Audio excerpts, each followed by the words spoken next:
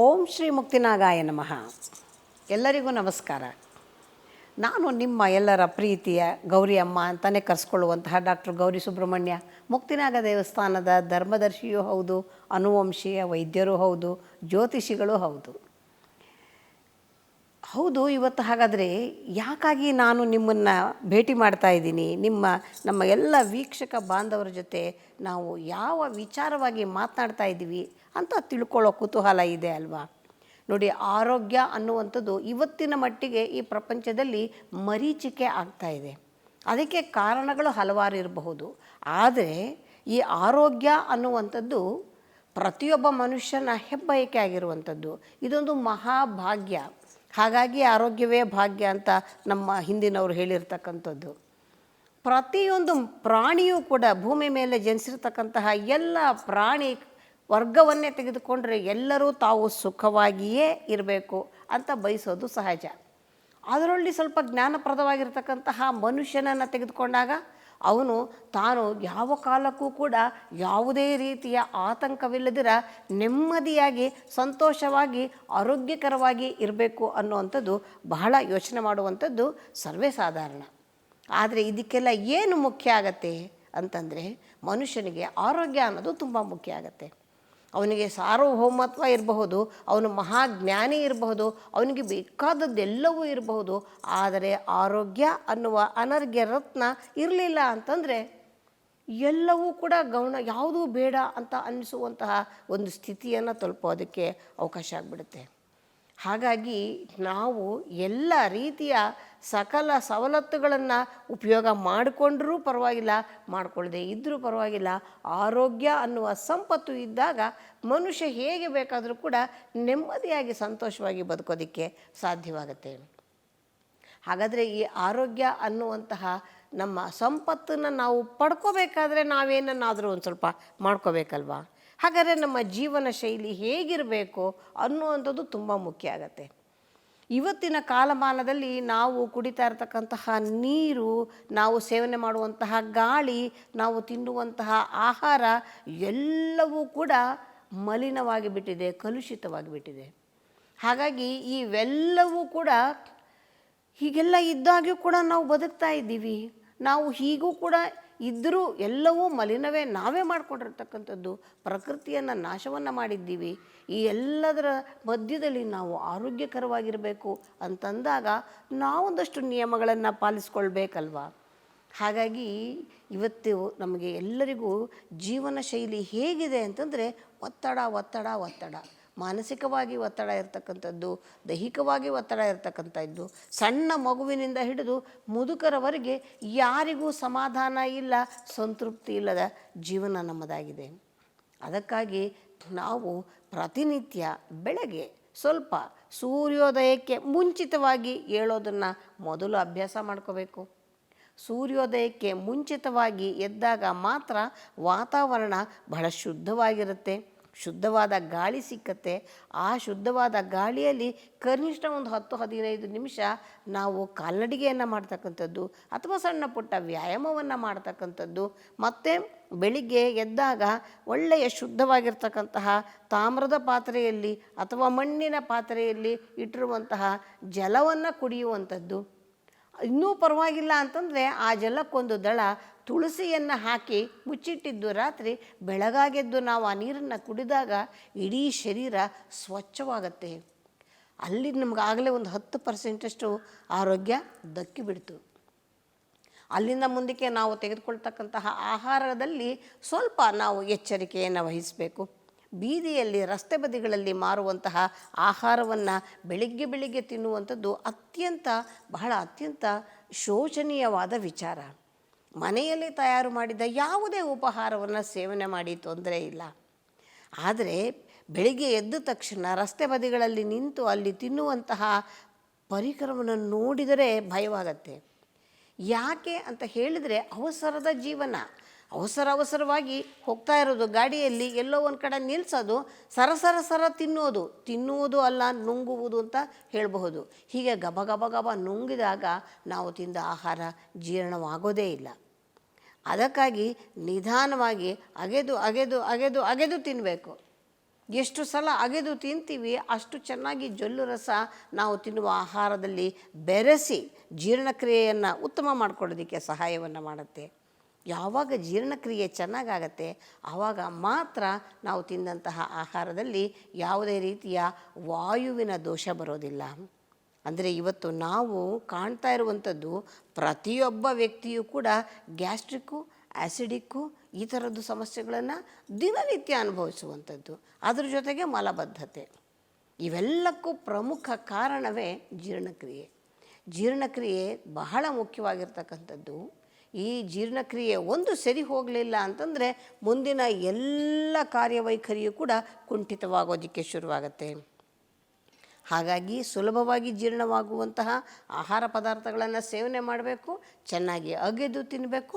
ಈ ಕೆಲವೊಂದು ನಿಯಮಗಳನ್ನು ನಾವು ಖಂಡಿತವಾಗಿಯೂ ಅನುಸರಿಸಲೇಬೇಕು. ಇದರ ಜೊತೆಗೆ ನಾವು ತಿನ್ನುವ ಆಹಾರದಲ್ಲಿ ಕನಿಷ್ಠ ಸ್ವಲ್ಪ ಪ್ರಮಾಣದಲ್ಲಿ ಆದರೂ ಕೂಡ ಹಸಿಯ ತರಕಾರಿಗಳು ಅಥವಾ ಹಸಿಯ ಹಣ್ಣುಗಳು ಇದನ್ನು ಬೇಯಿಸದೇ ಇರತಕ್ಕಂಥದ್ದನ್ನು ತಿನ್ನೋದನ್ನು ಅಭ್ಯಾಸದಲ್ಲಿಟ್ಕೊಂಡ್ರೆ ಮತ್ತಷ್ಟು ಆರೋಗ್ಯ ವೃದ್ಧಿಯಾಗೋದಕ್ಕೆ ಸಾಧ್ಯವಾಗತ್ತೆ. ಇದನ್ನು ಕೂಡ ನಾವು ಬೆಳಗಿನ ಉಪಹಾರದ ಜೊತೆಯಲ್ಲಾದರೂ ತೊಗೋಬೋದು. ಆಗೋದಿಲ್ಲ, ಸಮಯ ಇರೋದಿಲ್ಲ ಅಂದರೆ ರಾತ್ರಿಯ ಊಟದ ಜೊತೆಯಲ್ಲಿ ಆದರೂ ತೊಗೋಬಹುದು. ಅಥವಾ ಊಟವನ್ನು ಬಿಟ್ಟು ಅದಕ್ಕೆ ಸಮನಾಗಿ ಹಣ್ಣುಗಳನ್ನು, ತರಕಾರಿಗಳನ್ನು ತಿಂತಕ್ಕಂಥದ್ದು ಬಹಳ ವಿಶೇಷವಾಗಿ ಆರೋಗ್ಯವನ್ನು ಕೊಡ್ತಕ್ಕಂಥದ್ದಾಗಿರುತ್ತೆ. ಹೀಗಾಗಿ ಮತ್ತೆ ನಾವು ತಿನ್ನುವ ಆಹಾರದಲ್ಲಿ ನೀವು ಯಾವ ಧಾನ್ಯವನ್ನು ಬೇಕಾದರೂ ಆಯ್ಕೆ ಮಾಡ್ಕೊಳ್ಳಿ. ಇದು ಬೇಡ ಅದು ಬೇಡ ಅನ್ನುವ ಮಾತೇ ಇಲ್ಲ. ಅಕ್ಕಿ ಇರಬಹುದು, ಗೋಧಿ ಇರಬಹುದು, ರಾಗಿ ಇರಬಹುದು, ಜೋಳ ಇರಬಹುದು.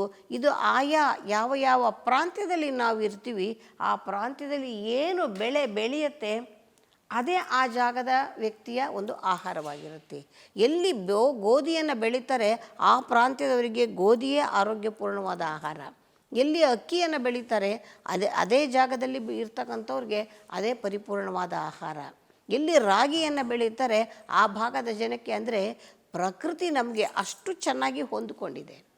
ಆ ಪ್ರಕೃತಿಯಲ್ಲಿ ಏನು ಬೆಳೆಯುತ್ತೆ, ಆ ಪರಿಸರದಲ್ಲಿ ಯಾವ ತರಕಾರಿಗಳು, ಯಾವ ಆಹಾರ ಪದಾರ್ಥಗಳು ಬೆಳೆಯುತ್ತೆ ಆ ಭಾಗದ ಜನಕ್ಕೆ ಅದು ಆಹಾರವಾಗಿರುತ್ತೆ. ಇದನ್ನೆಲ್ಲ ಗಮನಿಸಿಕೊಂಡು ನಾವು ಆಹಾರ ವಿಹಾರಗಳನ್ನು ನಾವು ಸರಿಪಡಿಸಿಕೊಂಡಿದ್ದೆ ಆದರೆ ಆರೋಗ್ಯಕ್ಕೆ ಖಂಡಿತವಾಗಿಯೂ ಕೂಡ ಈ ಮಲಿನತೆಯ ವಾತಾವರಣದಲ್ಲಿ ಕೂಡ ವೃದ್ಧಿ ಮಾಡಿಕೊಳ್ಳೋದಕ್ಕೆ ಅವಕಾಶವಿದೆ. ಇದರ ಜೊತೆಗೆ ನೀರು ಕುಡಿಯೋದು ಅಷ್ಟೇ ತುಂಬ ಮುಖ್ಯವಾಗುತ್ತೆ. ಪ್ರತಿಯೊಬ್ಬ ಮನುಷ್ಯ ಕನಿಷ್ಠ 2ರಿಂದ 3 ಲೀಟ್ರು, ಅಷ್ಟಲ್ಲದೆ 2 ಕಡ್ಡಾಯವಾಗಿ 2 ಲೀಟ್ರಷ್ಟು ನೀರನ್ನು ಒಂದು ದಿವಸಕ್ಕೆ ಸೇವನೆ ಮಾಡಬೇಕು. ಇದು ತುಂಬ ಮುಖ್ಯ ಆಗುತ್ತೆ. ಹಾಗಾದರೆ ಈ ನೀರನ್ನು ಹೇಗೆ ಕುಡಿಬೇಕು? ನೀರನ್ನು ಸಾಮಾನ್ಯ ಊಟ ಆದಮೇಲೆ ತುಂಬ ಜನ ನೋಡಿರ್ತೀವಿ, ಒಂದು ಚೊಂಬು ಪಕ್ಕದಲ್ಲಿ ನೀರು ಇಟ್ಕೊಂಡಿರ್ತಾರೆ. ಊಟ ಆಗ್ತಿದ್ದಾಗೆ ಒಂದು ಚೊಂಬು ನೀರು ಎತ್ತಿ ಗಟ ಕುಡಿದ್ಬಿಡ್ತಾರೆ. ಇದು ಎಂತಹ ದೊಡ್ಡ ಸಮಸ್ಯೆ ಅಂತಂದರೆ ನಾವು ಇದನ್ನೆಲ್ಲ ಸಮಸ್ಯೆ ಅಂತ ನಾವು ಅಂದ್ಕೊಂಡೇ ಇರೋದಿಲ್ಲ ಅಲ್ವಾ. ಊಟ ಆದ ಮೇಲೆ ಏನಾಗುತ್ತೆ, ನಾವು ತಿಂದ ಆಹಾರ ಜೀರ್ಣಕ್ರಿಯೆ ಪ್ರಾರಂಭವಾಗುತ್ತೆ. ಜೀರ್ಣಕ್ರಿಯೆ ಆಗಬೇಕಾದ್ರೆ ಏನು ಬೇಕು? ಶರೀರದಲ್ಲಿ ಒಂದಷ್ಟು ಅಗ್ನಿ ಉತ್ಪತ್ತಿಯಾಗತ್ತೆ. ಹೇಗೆ ನಾವು ಆಹಾರವನ್ನು ಬೇಯಿಸೋದಕ್ಕೆ ಅಗ್ನಿ ಬೇಕೋ ನಾವು ತಿಂದ ಆಹಾರ ಪಚನವಾಗೋದಕ್ಕೂ ಕೂಡ ಅಗ್ನಿಯೇ ಕಾರಣ. ಈ ಅಗ್ನಿ ತನ್ನ ಚುರುಕಾಗಿ ಕೆಲಸವನ್ನು ಪ್ರಾರಂಭ ಮಾಡುತ್ತೆ. ನಾವೇನು ಮಾಡ್ತೀವಿ, ಆಗ ಒಂದಷ್ಟು ನೀರು ಹುಯ್ದು ಬಿಡ್ತೀವಿ. ಆ ನೀರು ಹುಯ್ದಾಗ ಏನಾಗುತ್ತೆ, ಅಗ್ನಿ ಆರಿ ಹೋಗುತ್ತೆ. ಅಂದರೆ ಪಚನಕ್ರಿಯೆ ನಿಂತು ಹೋಗುತ್ತೆ ಅಂತ ಅರ್ಥ. ಹಾಗಾಗಿ ಯಾವಾಗ ಜಠರಾಗ್ನಿ ಸರಿಯಾಗಿ ವೃದ್ಧಿಯಾಗಲ್ವೋ ಅಂಥವ್ರಿಗೆ ಕೂಡ ಪಚನಕ್ರಿಯೆ ಚೆನ್ನಾಗಿರೋದಿಲ್ಲ. ಅಂಥವ್ರಿಗೆ ದೊಡ್ಡ ಮಟ್ಟದಲ್ಲಿ ಆರೋಗ್ಯದ ಸಮಸ್ಯೆಗಳು ಬರುತ್ತೆ. ಅಂಥದ್ರಲ್ಲಿ ನಾವು ಇರುವಂತಹ ಈ ಅಗ್ನಿಯನ್ನು, ನಮ್ಮ ಶರೀರ ಇರೋದೇ ಪಂಚಭೂತಗಳಿಂದ ಆಗಿರ್ತಕ್ಕಂತಹ ಶರೀರ, ಅದರಲ್ಲಿ ಅಗ್ನಿಯೂ ಒಂದು. ಆ ಅಗ್ನಿಯನ್ನು ನಾವಾಗೆ ಆರಿಸಿಬಿಟ್ರೆ ಏನಾಗುತ್ತೆ, ಪಚನಕ್ರಿಯೆ ಅಲ್ಲಿಗೆ ನಿಂತು ಹೋಗುತ್ತೆ. ಹಾಗಾಗಿ ನೀರು ಕುಡಿಯೋದಕ್ಕೆ ಒಂದಷ್ಟು ನಿಯಮಗಳಿರುತ್ತೆ. ಆಹಾರ ಸೇವನೆಗೆ 10-15 ನಿಮಿಷಕ್ಕೆ ಮುಂಚೆ ನೀರನ್ನು ಕುಡಿಬಹುದು. ಆಹಾರ ತಿಂದ ನಂತರ ಅರ್ಧ ಗಂಟೆಯವರೆಗೆ ನೀರನ್ನು ಕುಡಿದಿರ, ಅರ್ಧ ಗಂಟೆಯ ನಂತರದಲ್ಲಿ ನೀರನ್ನು ಕುಡಿದ್ರೆ ಪಚನಕ್ರಿಯೆಗೆ ತುಂಬ ಸಹಾಯಕವಾಗತ್ತೆ. ಮತ್ತು ಪ್ರತಿಯೊಂದು ಗಂಟೆಗೂ ಕೂಡ ಸ್ವಲ್ಪವೇ ನೀರನ್ನು ನಾವು ದಿನನಿತ್ಯದಲ್ಲಿ ಸೇವನೆ ಮಾಡ್ತಾ ಬಂದರೆ ಶರೀರಕ್ಕೆ ಬೇಕಾಗುವಷ್ಟು ನೀರಿನ ಪ್ರಮಾಣವನ್ನು ಒದಗಿಸಿಕೊಡೋದಕ್ಕೆ ಸಹಾಯವಾಗತ್ತೆ. ಇವೆಲ್ಲ ತುಂಬ ಸರಳವಾಗಿ ನಾವು ಅಳವಡಿಸಿಕೊಳ್ಳಬಹುದಾದಂತಹ ಅಂಶಗಳು. ಹೀಗೆಲ್ಲ ನಾವು ಆಹಾರವನ್ನು ಸೇವನೆ ಮಾಡೋದರಿಂದ ಆರೋಗ್ಯವನ್ನು ವೃದ್ಧಿಸಿಕೊಳ್ಳೋದಕ್ಕೆ ಸಾಧ್ಯವಾಗುತ್ತೆ. ಅಷ್ಟಾದರೂ ಕೂಡ ಕೆಲವೊಮ್ಮೆ ಅನಾರೋಗ್ಯಕ್ಕೆ ತುತ್ತಾಗುವಂತಹ ಸಾಧ್ಯತೆಗಳು ಇದ್ದೇ ಇರುತ್ತೆ. ಅದು ವಾತಾವರಣದಲ್ಲಿ ಬದಲಾವಣೆ ಇರಬಹುದು, ಅಥವಾ ನಾವು ತಿನ್ನುವಂತಹ ಆಹಾರ ಎಲ್ಲೋ ಹೊರಗಡೆ ಹೋಗ್ತೀವಿ, ಆಕಸ್ಮಿಕವಾಗಿ ಏನನ್ನೋ ತಿನ್ನಬೇಕಾಗತ್ತೆ, ಇನ್ಯಾವುದೋ ಊರಿಗೆ ಹೋಗ್ತೀವಿ, ಅಲ್ಲಿ ಏನೋ ಆಹಾರ ಪದ್ಧತಿ ಇರುತ್ತೆ. ಈ ರೀತಿ ಕೆಲವೊಂದು ಬದಲಾವಣೆಗಳಿಂದ ಕೂಡ ಸಮಸ್ಯೆಗಳು ಬರ್ತಕ್ಕಂಥದ್ದು ಸಹಜವೇ ಆಗಿರುತ್ತೆ. ಹಾಗಂತ ಸಮಸ್ಯೆ ಬಂದ ತಕ್ಷಣ ನಾವು ಬೇಗ ಹೋಗಿ ಇಂಜೆಕ್ಷನ್ ತಗೊಳ್ಳೋದು, ಈ ರೀತಿಯ ಪ್ರಕ್ರಿಯೆಗಳನ್ನು ಮಾಡೋದಕ್ಕಿಂತ ನಮ್ಮದೇ ಆದಂತಹ ಸರಳ ವಿಧಾನವಾಗಿರ್ತಕ್ಕಂತಹ ಔಷಧೋಪಚಾರವನ್ನು ಮನೆಯಲ್ಲೇ ಮಾಡಿಕೊಳ್ಳೋದು ಬಹಳ ಸರಳವಾಗಿರ್ತಕ್ಕಂಥದ್ದು. ನೋಡಿ, ಈ ಪ್ರಾಣಿಗಳಿಗೆ ಏನಾದರೂ ಹೊಟ್ಟೆ ಕೆಡ್ತು ಅಂದರೆ ಅದು ಪಾಪ ಅಲ್ಲಿ ಇಲ್ಲಿ ಯಾರ್ಯಾರೋ ಬಿಸಾಕಿದ್ದೆಲ್ಲ ಪಾಪ ತಿಂದುಬಿಟ್ಟಿರುತ್ತವೆ, ಅದಕ್ಕೂ ಆರೋಗ್ಯ ಕೆಡುತ್ತೆ. ಅವ್ರು ಯಾವ ಡಾಕ್ಟ್ರ್ ಮನೆ ಬಾಗಿಲಿಗೂ ಹೋಗಲಿ, ಬಾಗಿಲು ತಟ್ಬಿಟ್ಟು ನಂಗೆ ಔಷಧ ಕೊಡು ಅಂತ ಯಾವ ಪ್ರಾಣಿಯೂ ಕೇಳೋದಿಲ್ಲ. ಅದೇನು ಮಾಡುತ್ತೆ, ತಾವೇ ಹೋಗೊಂದಷ್ಟು ಹುಲ್ಲು ತಿಂದುಬಿಡುತ್ತವೆ. ಹುಲ್ಲು ತಿಂದ್ಬಿಟ್ಟು ಎಲ್ಲವನ್ನು ಒಂದು ಸಲ ವಾಂತಿ ಮಾಡ್ಕೊಂಬಿಡುತ್ತೆ, ಹೊಟ್ಟೆ ಶುದ್ಧಿಯಾಗಿ ಹೋಗುತ್ತೆ, ಆರೋಗ್ಯವಾಗಿ ಮತ್ತೆ ನೆಕ್ಸ್ಟ್ ತಂಪಾಡಿತಾವು ಓಡಾಡ್ಕೊಂಡಿರುತ್ತೆ. ಅಂತಹ ಮೂಕಜೀವಿ ಏನೂ ಗೊತ್ತಿಲ್ಲ ಅಂತ ತಿಳ್ಕೊಂಡಿರುವಂಥ ಪ್ರಾಣಿಗಳೇ ತಮ್ಮ ಆರೋಗ್ಯವನ್ನು ಎಷ್ಟು ಚೆನ್ನಾಗಿ ರಕ್ಷಣೆ ಮಾಡಿಕೊಳ್ಳುತ್ತೆ. ಯಾವುದರ ಸಹಾಯದಿಂದ? ಪ್ರಕೃತಿಯಲ್ಲಿ ಇರತಕ್ಕಂತಹ ಪದಾರ್ಥಗಳ ಸಹಾಯದಿಂದ. ಇನ್ನು ಕಶ್ಚಿತ್ ಮನುಷ್ಯ ವಿಪರೀತ ಜ್ಞಾನವುಳ್ಳವನು, ಅವನು ಕೂಡ ಈ ತರಹ ಇನ್ನೂ ಅನೇಕ ವಿಧಿವಿಧಾನಗಳನ್ನು ಅನುಸರಿಸಿ ಆರೋಗ್ಯವನ್ನು ವೃದ್ಧಿಸ್ಕೊಳ್ಳೋದಕ್ಕೆ. ಅದೇ ರೀತಿ ಮನುಷ್ಯನು ಕೂಡ ಏನಾದರೂ ಸಮಸ್ಯೆ ಬಂತು ಅಂತಂದಾಗ, ಅದು ಯಾವುದೇ ಸಮಸ್ಯೆ, ಇವಾಗ ನೆಗಡಿ, ಥಂಡಿಗಾಲ ಬಂತು ಅಂದರೆ ನೆಗಡಿ ಬರುತ್ತೆ, ಕೆಮ್ಮು ಬರುತ್ತೆ, ಗಂಟ್ಲು ಎಲ್ಲ ನೋವು ಬರುತ್ತೆ, ಈ ತರಹ ಎಲ್ಲ ಸಮಸ್ಯೆಗಳನ್ನು ನಾವು ಕಾಣೋದು ಸಹಜ. ಏನು ಮಾಡಬೇಕಾಗಿಲ್ಲ, ನೆಗಡಿ ಬರುತ್ತೆ ಅಂತ ಬರುವಾಗಲೇ ಸೂಚನೆಯನ್ನು ಕೊಡುತ್ತೆ, ಸೀನುವಿಕೆ ಪ್ರಾರಂಭ ಆಗುತ್ತೆ, ಮೂಗಲ್ಲಿ ಸುರಿಯೋದಕ್ಕೆ ಶುರುವಾಗುತ್ತೆ. ಆಗೊಂದಷ್ಟು ತುಳಸಿಯನ್ನು ತಗೊಳ್ಳಿ, ಒಂದಷ್ಟು ದೊಡ್ಡಪತ್ರೆ ಎಲೆ ತೆಗೆದುಕೊಳ್ಳಿ, ಒಂದೆರಡು ಪಾರಿಜಾತದ ಎಲೆ ತಗೊಳ್ಳಿ, ಒಂದು ಸಣ್ಣ ತುಂಡಿನಷ್ಟು ಅತಿಮಧುರವನ್ನು ತಗೊಳ್ಳಿ, ಎಲ್ಲವನ್ನು ನೀರಲ್ಲಿ ಹಾಕಿ ಕುದಿಸಿ ಕಷಾಯ ಮಾಡಿ ಮನೆಯವರೆಲ್ಲ ಕುಡೀರಿ. 2 ಬಾರಿ 3 ಬಾರಿ ಕುಡಿಯೋ ಹೊತ್ತಿಗೆ ನೆಗಡಿ ಮಾಯವಾಗಿ ಹೋಗುತ್ತೆ.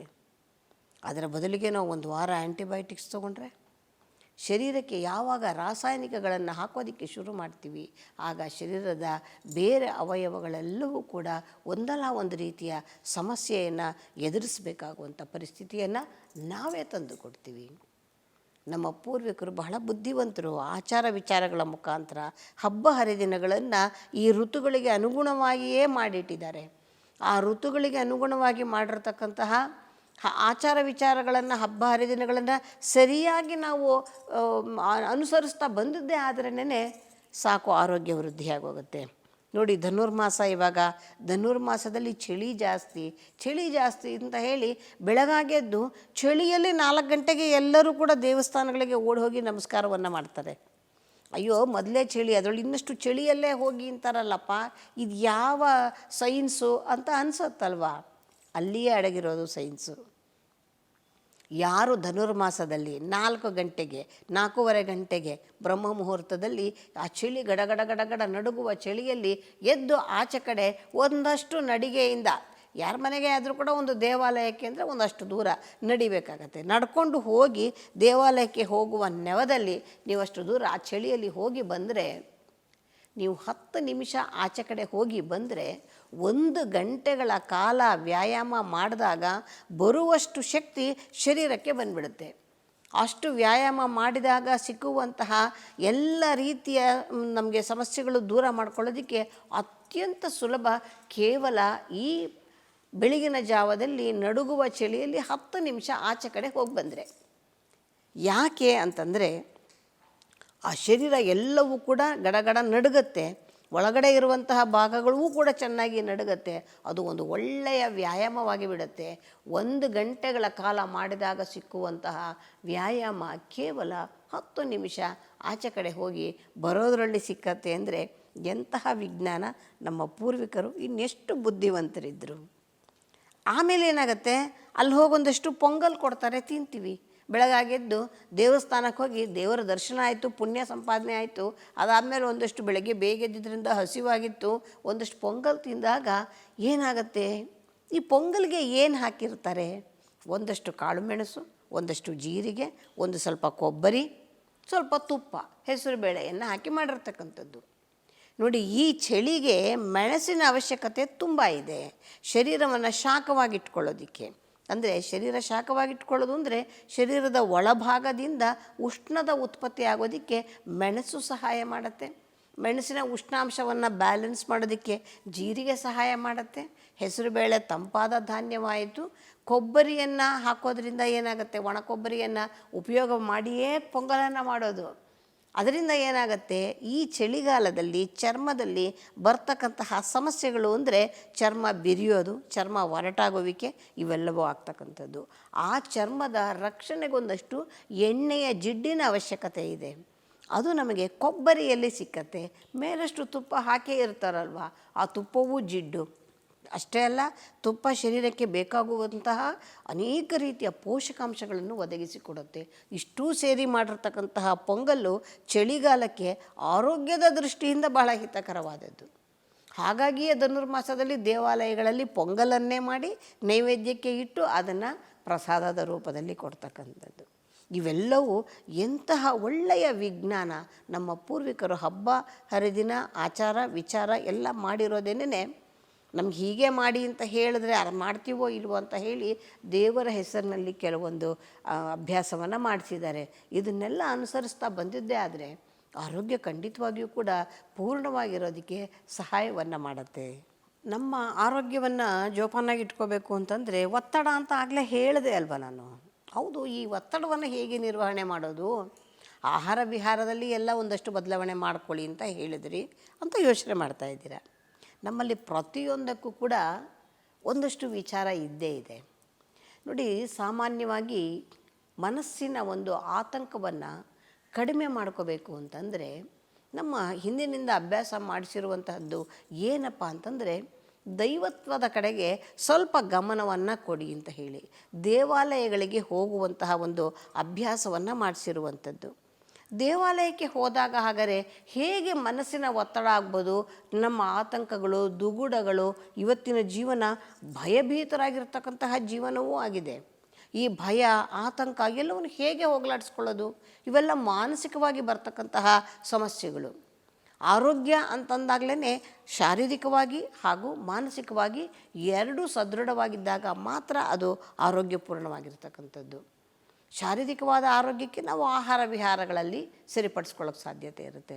ಮಾನಸಿಕವಾದ ಆರೋಗ್ಯವನ್ನು ಸರಿ ಮಾಡ್ಕೋಬೇಕು ಅಂತಂದರೆ ನಮ್ಮಲ್ಲಿ ಇರ್ತಕ್ಕಂತಹ ಕೆಲವು ಆಚರಣೆಗಳನ್ನು ನಾವು ಅನುಸರಿಸಿದರೆ ಸಾಕಾಗತ್ತೆ. ಹೌದು, ದೇವಾಲಯಕ್ಕೆ ಹೋಗಿ ಅಂತಂದ್ರಿ, ದೇವಾಲಯಕ್ಕೆ ಹೋಗ್ಬಿಟ್ರೆ ನಮ್ಮ ಆತಂಕ ಒತ್ತಡ ಎಲ್ಲ ಹೊರಟೋಗ್ಬಿಡುತ್ತಾ? ಹೇಗೆ ಹೋಗುತ್ತೆ ಅಂತಂದರೆ ದೇವಾಲಯಕ್ಕೆ ಹೋದಾಗ ನಮ್ಮ ಮನಸ್ಸು ಎಲ್ಲಿರುತ್ತೆ, ದೈವದಲ್ಲಿ ಒಂದಷ್ಟು ಕ್ಷಣಗಳಾದ್ರೂ ಕೂಡ ಸ್ವಲ್ಪ ಅಲ್ಲಿ ತನ್ಮಯತೆ ಇರುತ್ತೆ. ಅಂದರೆ ದೈವವನ್ನು ಪ್ರದಕ್ಷಿಣೆ ಮಾಡುವುದರ ಮುಖಾಂತರ, ಪ್ರಾರ್ಥನೆ ಮಾಡುವುದರ ಮುಖಾಂತರ, ನಮಸ್ಕಾರವನ್ನು ಮಾಡೋದ್ರ ಮುಖಾಂತರ ನಮ್ಮ ಮನಸ್ಸು ಸ್ವಲ್ಪ ಹೊತ್ತು ದೈವದ ಕಡೆಗೆ ವಾಲಿರುತ್ತೆ. ಇದನ್ನೇ ಮೆಡಿಟೇಷನ್ ಅಂತ ಹೇಳಿ ನಾವು ಕರೀತಕ್ಕಂಥದ್ದು. ಕಣ್ಣು ಮುಚ್ಕೊಂಡು ಕೂತ್ಕೊಂಡ್ಬಿಟ್ರೆ ಮೆಡಿಟೇಷನ್ ಆಗಲ್ಲ. ನಮ್ಮ ಗಮನ ಎಲ್ಲವೂ ಕೇಂದ್ರೀಕೃತವಾಗಿರಬೇಕು. ಅದು ತುಂಬ ಕಠಿಣವಾದದ್ದು. ಆ ಸ್ಥಿತಿ ತಲುಪೋದು ಬಹಳ ಕಷ್ಟ.